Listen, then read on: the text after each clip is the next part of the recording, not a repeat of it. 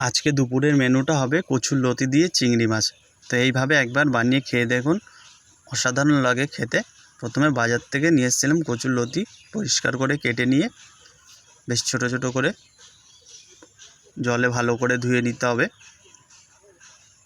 যতটা ধোবে কষ বেরিয়ে যায়, ভালো করে একটু ধুয়ে নিতে হবে।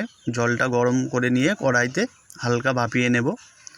চিংড়ি মাছ নিয়ে এসেছিলাম বেশ একটু বড় বড়, সামনে পেছন ফেলে দিয়ে পরিষ্কার করে ধুয়ে হালকা লাল লাল করে ভেজে তুলে নিয়ে কড়াইতে তেল দিয়ে 5 ফোড়ন, থেতো করা রসুন, চেরা কাঁচা লঙ্কা, কুচানো পেঁয়াজ একসাথে দিয়ে ভালো করে কষিয়ে নিয়ে বেশ ভাজা ভাজা হয়ে যাবে। বেশ কিছু সময় ভেজে নিয়ে আমাদের লতি যে ভাপিয়ে নিয়েছিলাম সবটা দিয়ে দেব ওই মশলা কষানোর ভেতরে।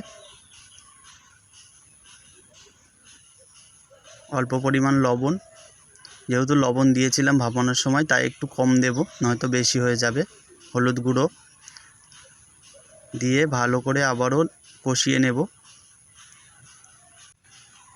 যে চিংড়ি মাছ ভেজে রেখেছিলাম ওপর দিয়ে দেব, দিয়ে আবারও ভালো করে একটু কষিয়ে নেব,